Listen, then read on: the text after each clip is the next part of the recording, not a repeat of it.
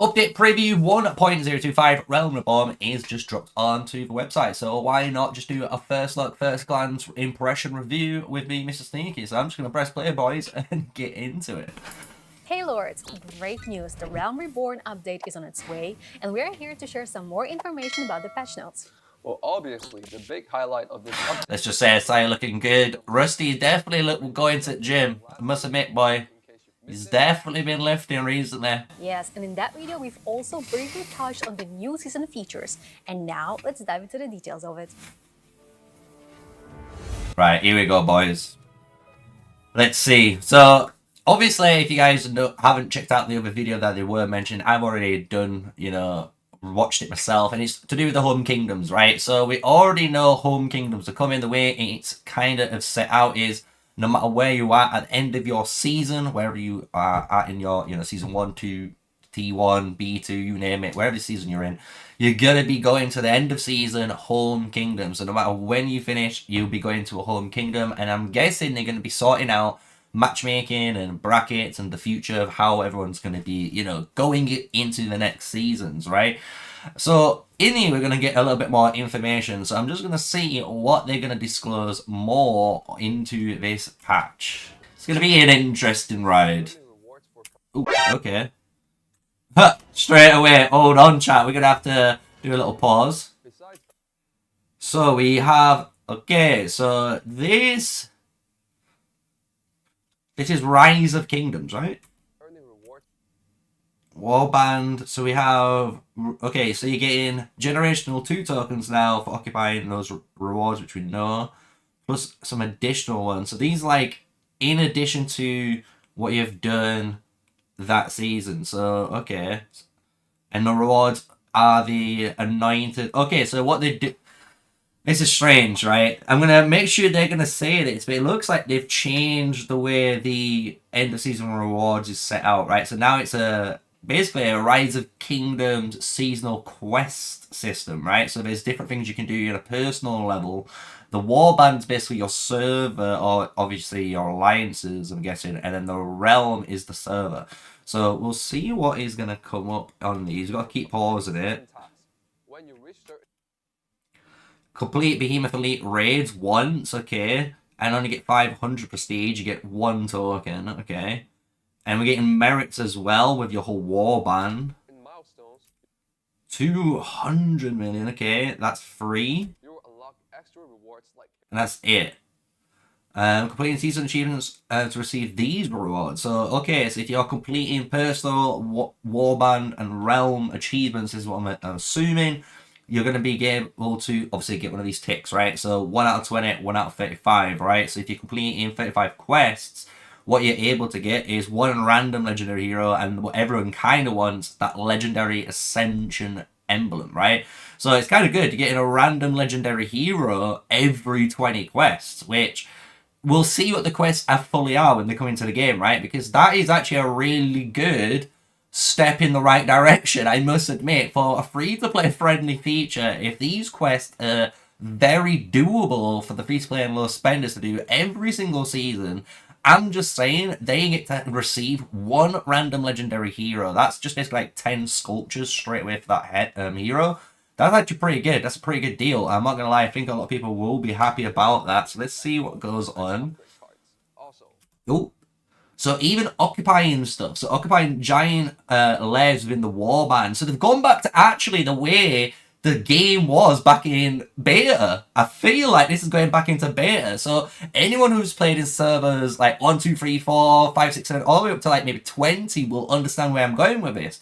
Back in those days, when you actually played in a Zone 1, for example, it wasn't kind of like how it is today with the Behemoth rewards. You was able to obtain every single Behemoth in there, even if they shared the same buffs, right? And the way you could do that was just jumping in to another alliance and helping them complete that raid. And even though you claim the rewards in your alliance, you're technically in a different alliance, so you could keep doubling up on these rewards. And that they've done the same strategy here, but they've obviously doubled it with the warband, which makes sense. So if you're able to help, occupy giant layers and, like you see, bear layers, Thunderrock layers, you're going to get some tokens for doing so. I actually really like this. Really good change. we're combining rewards from past seasons. Yeah, really do like this. So you're able to, you know, like I say, working together as a warband, you're able to maximize more rewards. Definitely a really good one. No tasks.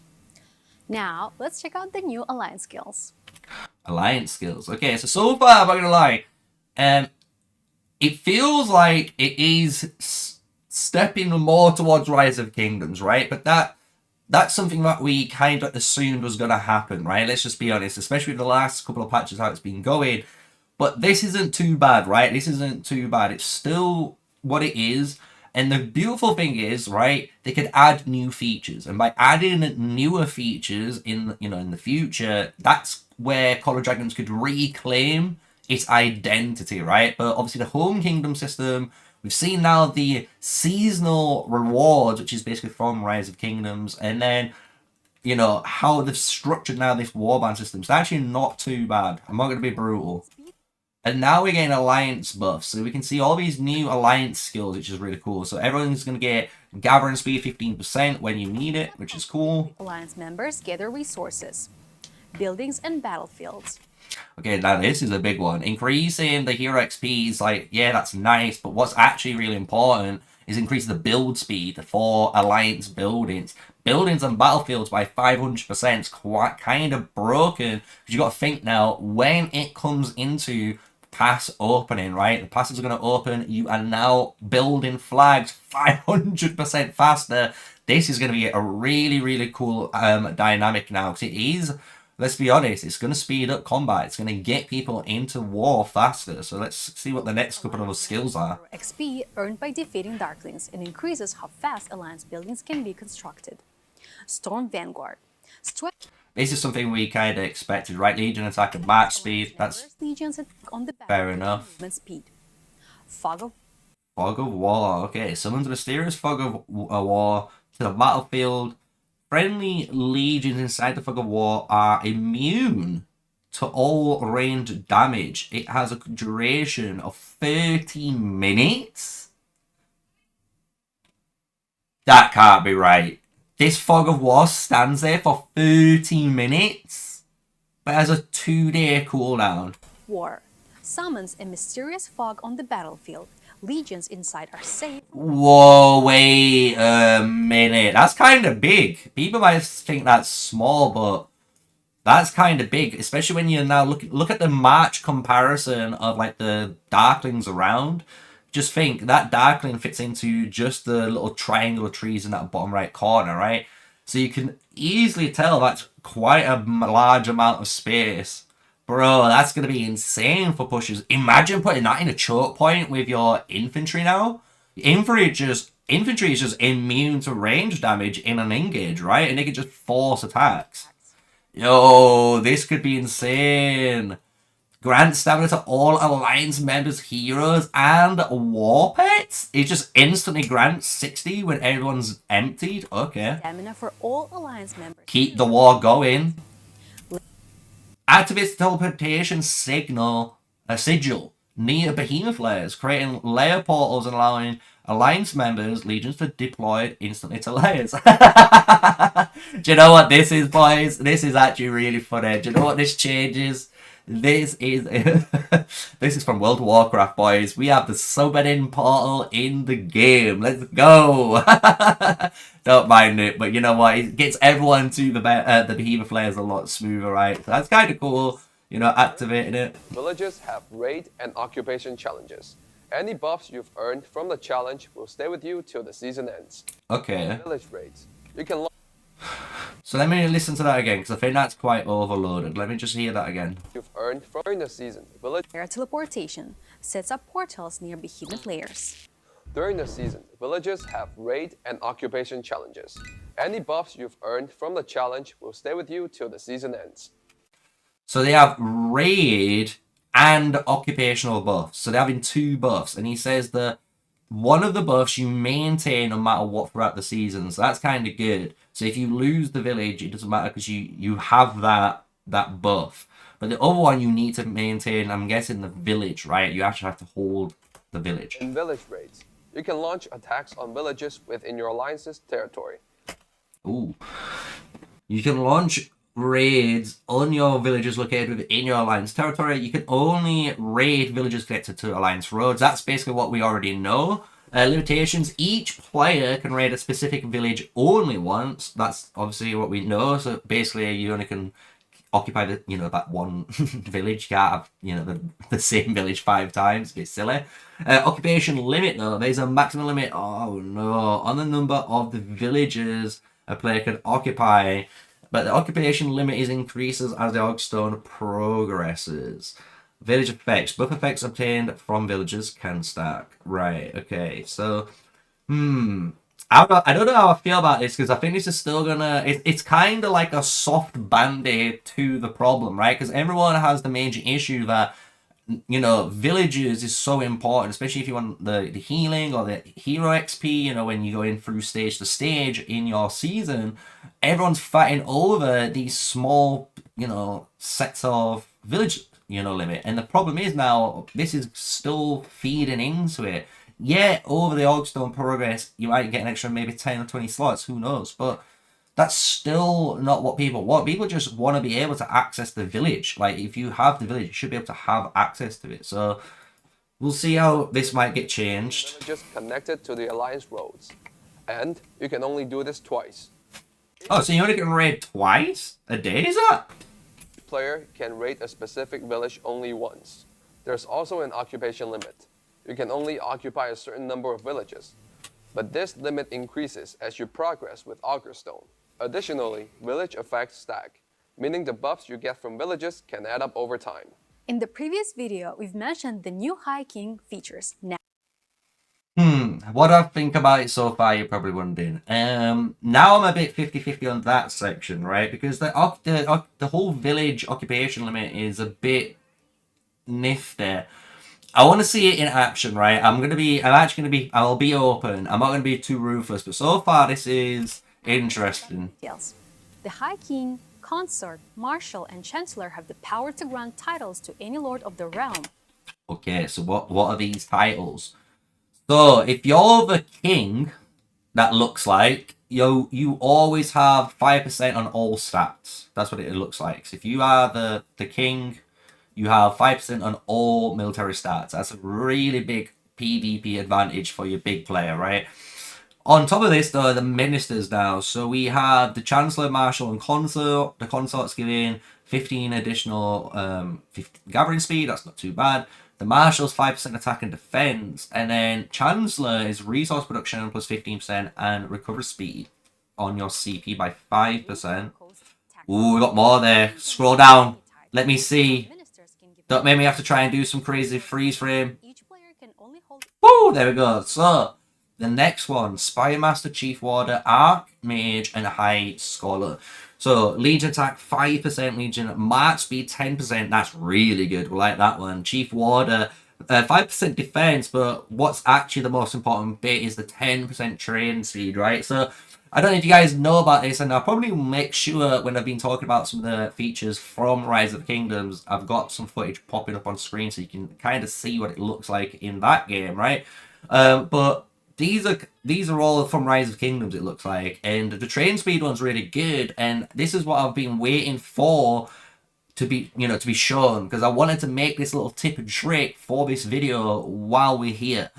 So if you're planning on training right now a mass amount of troops, especially as a free player, low spender, even a medium spender, just don't, because as soon as you get to the end of this season, no matter what, right, you are going into your home kingdom, and it will be basically like a list order. So whoever's the king, he'll set out the council, and then the person who's going to be given this train speed title basically will rotate it, or maybe he'll give you it for 5 minutes, and then it's the next person for 5 minutes, and it just repeats, right? So in that 5 minutes, you're going to be training so much because it's 10% better, right? So this is a really important thing that you guys need to take advantage of. Same with that Archmage, and same with the High Scholar, right? We don't really care about the mana gather speed or the election production speed. Realistically, the things that you care about is that build speed by 10% and the actual research speed by 5%. For again, anytime you go to plan some really big techs, these sort of titles should be given out to a player just to get that tech, you know, a little bit cheaper so it doesn't cost them much. Because the whole purpose of a kingdom right now, especially the way this game's going, it's all about helping each other. You need to make every player that's planning on fighting, you know, get quicker to T5 as cheap as they can to T5 with as much help as you can. So these are really good changes. I'm not gonna lie, this is something we expected to see, right? So now we've got Outlaws, so they have negative titles. That's really funny, right? So this is again just something you have. Let me just go down and see them all, right? So this one is 3% attack and defense, negative 5% production speed, negative 10% march, negative 5 on the gather and production.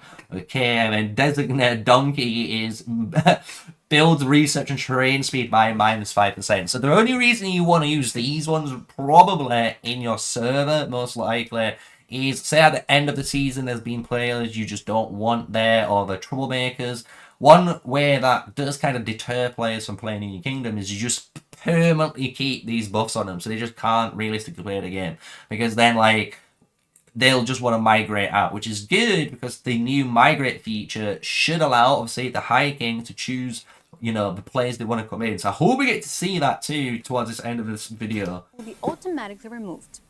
The High King can use taxes to activate the skill, and some skills require gems to use. The High King can use Lord's name to find the city and target them with the skill. High King gifts are refreshed. High King gifts. Oh yeah, so again, this is another, to be honest, this is another Rise of Kingdoms feature. You can give gifts as a king to any player in your kingdom. And this is again a really good feature if, depending on how the kingdom is run, a good free-to-play feature. It sounds a bit silly because what tends to happen is they might have the main king with the council, but they might give, you know, 2 or 3 titles to free-to-play players that are willing to keep, you know, changing titles for players for training speeds. And if they put in work into their kingdom, they get rewarded for it, right? So it's going to be interesting to see. Obviously, some kingdoms might just give these to, obviously, the biggest players, and, you know, it is what it is. But we know what is Rise of Kingdoms again. And the High King can give them to any lord of the realm. The High King can give out gifts by searching for specific lords by name. Gifts will be sent to players through mail, and each player can receive 1 gift per week. Yeah. Okay, well, so that's it. Improvements. Now let's look at... Okay, so, alright. That's interesting, right? We've only got 1:40 left. That's a very interesting segment, right? So far, I'm actually not too bad about this, you know, patch. I'm actually feeling it. It's not gonna be, you know, as bad as I thought because they've actually introduced rewards for, you know, free-to-play players as well as low spenders into the game through basically kingdom management. But again, it's down to if you're in a good kingdom or not. So this is gonna be where it's gonna be. Let's see how it plans out. some other improvements. We have reduced XP requirements to level up heroes in Season 2 and beyond. That's good. So we don't have to level up our heroes any, you know, harder. That's a really good change. We've been waiting for that change for a long time. So basically, if you didn't hear that, hero XP is being reduced after Season 2 and onwards. So it makes the XP journey shorter, which is nice. Significantly increased the internal affairs point yield in all seasons, and significantly reduced the time required to enact policies. That's good. So basically, from what I've heard from that is we're getting basically a better policy system, so you can get through that policy tree faster instead of waiting days and, you know, 20 odd days and basically spending maybe an 80 gems or so just to bypass certain things. So that's a good change. A story summary feature, allowing players to quickly grasp the story's content when they skip the story. Optimized Okay. hero gift feature. Players can now open the hero interface Oh! and directly give gifts to their favorite hero. This is actually a PogChamp one. This is actually a good change. Yeah, well done. I actually thumbs up. Yo, this is a really good quality of life change. You would have thought, you know, actually being able to select your favorite heroes so you can unlock those dynamic modes in the orders you want. Actually love it. Without waiting for the heroes to refresh in the city. Optimize the text description. Ooh, yeah, that's nice. Players can now preview the numerical effect. That's really good. So basically, for me, it's going to make it look a lot nicer when we do those talent breakdowns, right, on our Ultimate Guide videos. So you're going to be able to see here, look, they just show you what each point is going to give you, so you can see the difference between talents. And then hopefully this might make you know, potentially it might make some new websites, right? Some people might make a website where they can use all of these talents now because you can see the exact numbers per level, and you can actually create like a simulation bot online. It's a really good little like way that people can maybe create, you know, talent trees without investing in. Have a look and see, is this the most amount of like, you know, attack, or is this the most amount of march speed that I want, defense, and is this kind of what I want as a talent tree? It's a really good way of doing it. So let's just go back and hear what they're saying about this next feature. The numerical effect of all levels of a talent before upgrading it. Added a dragged legion target selection feature, allowing players to Oh! the types of targets that can be selected when dragging PogChamp, dot mode OP. players to automatically exclude legions, rallied legions, and darkling legions. Bro, imagine you zoom out dot mode and only have it on legions only, because that means, like I say, rallies, well, you have to worry about rallies, right? You can just keep tagging the right matches you want. That's kind of nuts. This is still a good change if you're playing this as weird zoom. If you're a zoomed in player, if you're a zoomer, get a life. Zoom out. You're a psychopath, right? Just zoom out. I'm telling you, right? Zoom out, do dot mode, and this is going to be a really good change. Actually, nice. And warpath switching during legion creation. When creating a legion, players can now directly access the artifact and warpath selection interfaces by clicking on the artifact or warpath icons in the deploy legion, eliminating the need for additional steps. And that's a wrap for today. Okay. Thank you so much for watching. And we'd love to hear your thoughts on this update. Let us know in the comments below. See you next time. Bye. Bye. Wait, there has to be a blooper. If it's not a blooper of Rusty, I'm rioting. You sure about that? 3, 2, 1, action. Hey Lords, great news. The Realm Reborn update is on its way, and we are here today to share some...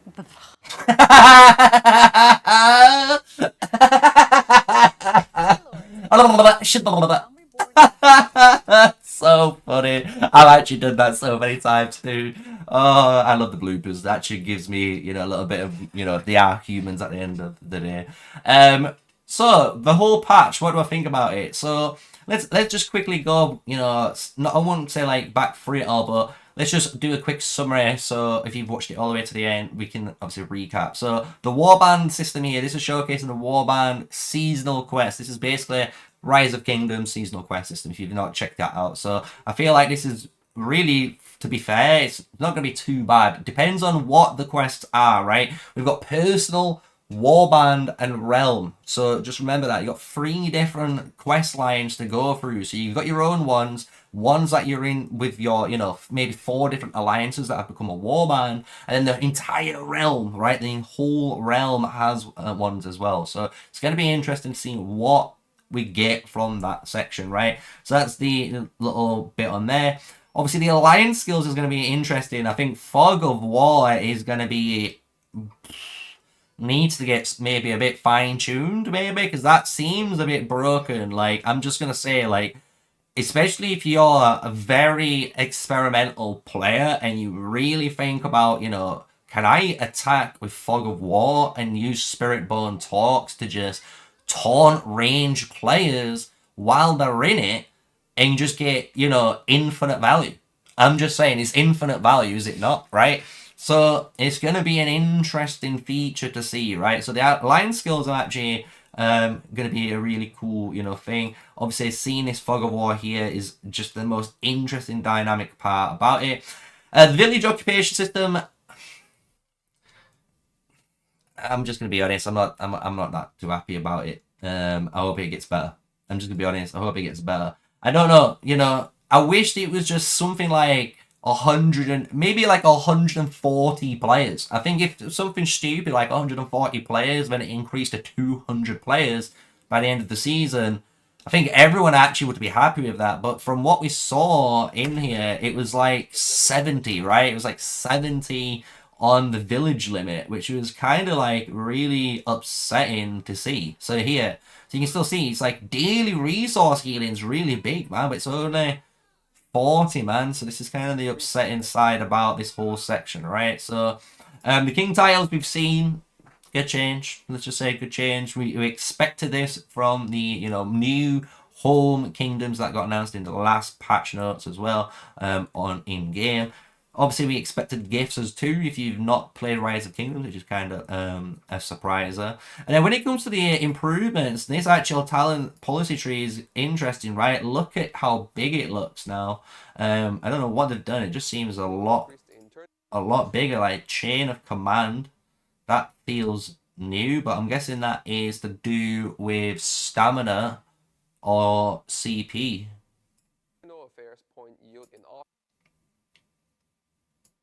That looks all the same.